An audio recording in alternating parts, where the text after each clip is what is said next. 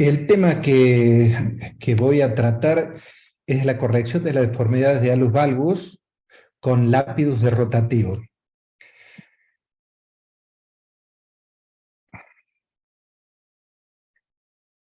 El tema fundamental que durante muchos años hubo un paradigma monodimensional para la corrección del alus valgus. Coughlin, en el 1996, hizo una publicación que todavía está en boca de muchos de los traumatólogos que hacemos pies, que cuando hablamos es un alus valgus leve, moderado, severo.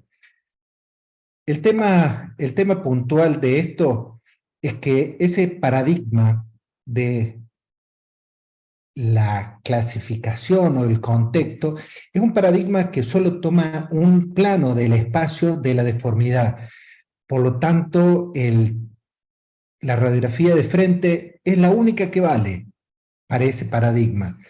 ¿Qué significa? Que la de perfil no tiene ninguna razón. Y entonces, estamos tratando una patología que es tridimensional y en realidad solamente nos fijamos en el plano transverso y pensamos en corregir el ángulo intermetatarsal como prioridad, corregir el ángulo del alus valgus, el PASA si es que realmente existe, el DASA si es que realmente existe, y la altura del primer metatarsiano en el plano sagital, poca importancia, y el plano de la rotación o el plano de axial no tiene ninguna importancia. Así que empezamos a ver que existen ejes que se conjugan y forman los distintos planos, y entonces acá podemos ver el plano transverso, el plano sagital y el plano coronal, y empezamos a ver que algo estaba pasando porque no podía ser que los resultados del alus valgus no eran los esperados,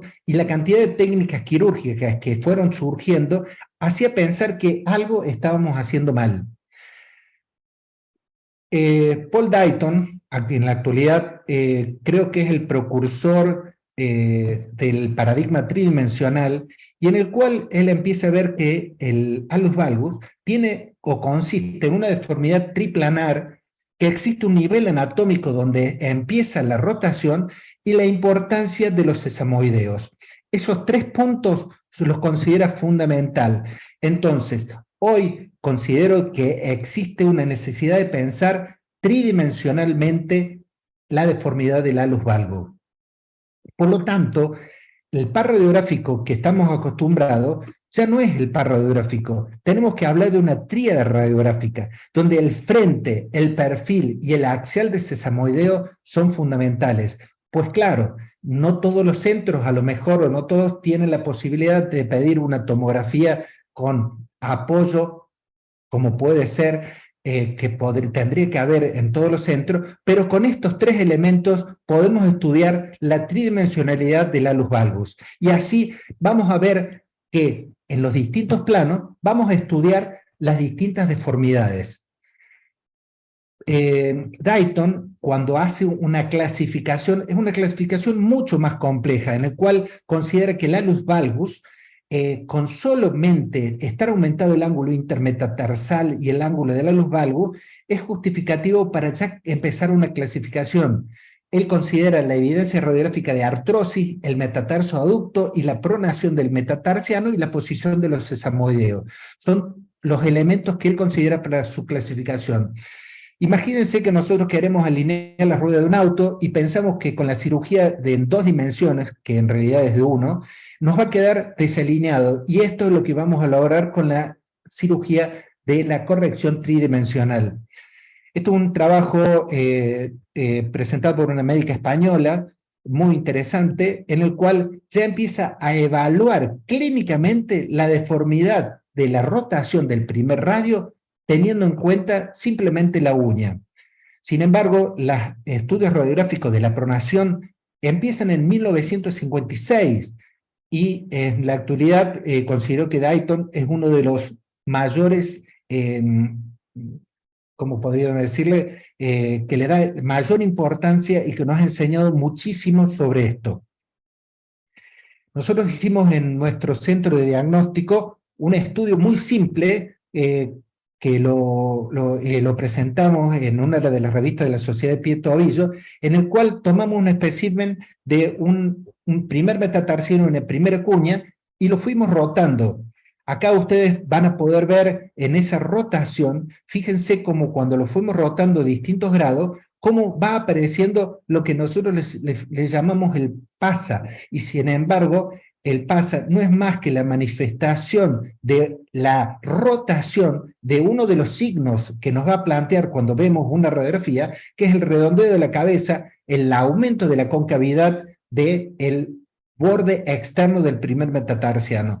Esto es lo que nos indica de que el plano transverso tiene muchísimo que ver, no solamente para evaluarlo en si es mayor o menor, leve, moderado, sino que también nos permite ver en este simple plano las posibilidades de rotación. Y acá van a ver el redondeo de la cabeza, el desplazamiento lateral de los sesamoideos, el arqueamiento, y si vemos en la radiografía de rotación, vemos la desubicación de los sesamoideos.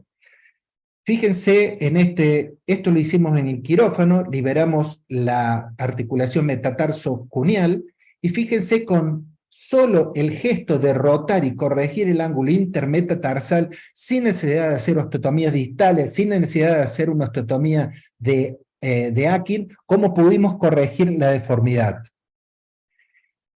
Está comprobado que el 80% de los alus valgos presentan una alteración de la rotación. Y acá vemos lo que buscamos con la artrodesis del Lapidus 3D. Buscar el lugar donde empieza la deformidad que consideramos que está en la articulación metatarso-cuneal. La técnica quirúrgica que utilizamos nosotros consiste en corregir, cortar, comprimir y fijar. Fíjense que estos dos primeros pasos, que es corregir y cortar, están invertidos en realidad en las otras técnicas. Nosotros primero corregimos y después cortamos. Los pasos vamos a hacer un poquito más rápido: la liberación de la cápsula, después hacemos una incisión dorso-medial, identificamos y liberamos la articulación. Recuerden que la articulación metatarso-cuneal es una articulación que puede tener una, dos o tres carillas, por lo cual empezamos con un emparejado de esa superficie articular. Acá sigue en la corrección triplanar, corregimos primero. Una vez que corregimos, estabilizamos. Desgraciadamente tuvimos que hacer diseños primero con un diseño 3D de todo el instrumental, ya que no podíamos conseguirlo vía Estados Unidos, que es donde está realmente el diseño de este instrumental, que es Lapiplasty. Pero bueno, primero lo hicimos con 3D y después fuimos probando distintas alternativas hasta que pudimos lograr algo que fuera útil para esto. Lo más difícil fue hacer las guías de corte. Realizamos las guías de corte, y una vez que hacemos el corte, hacemos microperforaciones, lo cual va a permitir una de las complicaciones que tenía en su momento Lapidus, y que se le dice a esta técnica, que es la falta de unión. Posteriormente hacemos compresión con un dispositivo preparado para tal fin. Acá podemos ver cómo el dispositivo de compresión actúa. Posteriormente,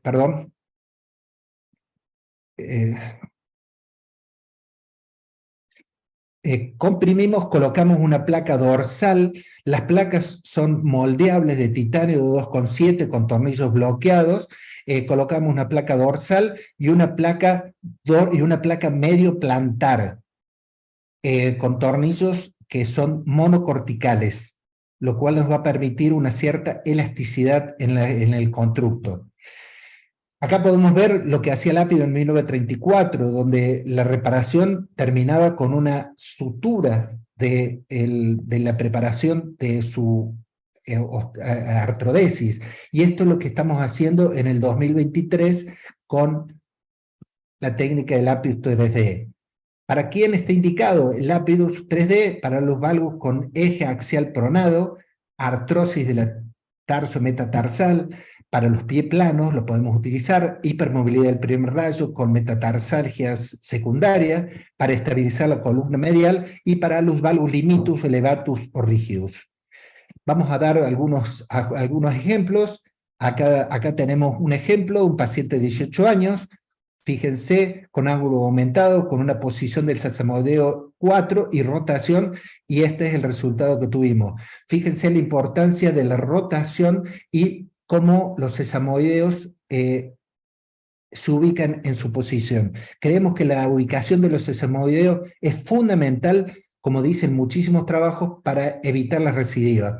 Acá otro de ejemplo, una joven de 18 años, también con un ángulo intermetatarsal aumentado. Fíjense que no hablo de ángulo, sino simplemente aumentado. Lo que buscamos es corregir la rotación, corregir la posición de los sesamoideos. Acá pueden ver en la axial cómo los sesamoideos se han corregido. Esta es una mujer de 30 años, también con una deformidad. Fíjense nuevamente los sesamoideos, fíjense cómo hemos corregido y descendido la cabeza del primer meta. Fíjense en este caso de esta mujer de 60 años, donde tenemos un ángulo intermetatarsal aumentado, pero también un segundo y tercer aducto, y lo que hicimos es con un compromiso artrósico del segundo, sobre todo, de la segunda metatarso cuneal, y lo que hicimos es una artrodesis del lápidus y una artrodesis de la segunda y tercer metatarso cuneal. Fíjense la corrección que hemos logrado en los sesamoideos y la posición final. Este es un caso de una joven de 26 años que tenía un ángulo intermetatarsal aumentado con aducto del segundo y tercero. Se le hizo una cirugía MIS y esto fue lo que intentaron con una osteotomía de la base, no se logró nada. Y esto es así como nos llega. Le hicimos una tomografía en 3D para evaluar si teníamos superficie articular y vimos que había superficie articular, pero había que rotarlo y este es el resultado que obtuvimos. Esta joven de 25 años lo que no quería era una artrodesis, y bueno, logramos el objetivo. Acá tenemos otro caso, una mujer de 72 años, con una gran artrosis y luxación prácticamente, con una gran inestabilidad de la metatarso cuneal, con metatarsalgia, y lo que propusimos es hacer una doble artrodesis lápidus más una artrodesis distal. Acá podemos ver la superficie articular del hallux en las condiciones que estaban. Para ir terminando, perdón, para ir terminando, acá podemos ver una secuela de un pie plano con una gran artrosis e inestabilidad en la metatarso cuneal, y lo que hicimos es una lapidus más una corrección, una osteotomía de Evan del calcáneo. ¿Por qué lapidus? Porque creemos que corregimos en forma triplanar la deformidad, porque mantiene y restaura el rango de movimiento de la primera metatarso falángica, controla los factores de la deformidad, hay una congruencia, logramos congruencia de la primera articulación, realineamos los sesamoideos, fundamental, estabilizamos la columna media y restauramos la carga del primer rayo. Bueno, mi agradecimiento y mi gran recuerdo a mi maestro, que creo que para muchos ha sido también para ustedes, el doctor Ramón Viladó, una gran persona y un gran, podríamos decir, maestro de todo lo que hemos estado con él. Muchas gracias.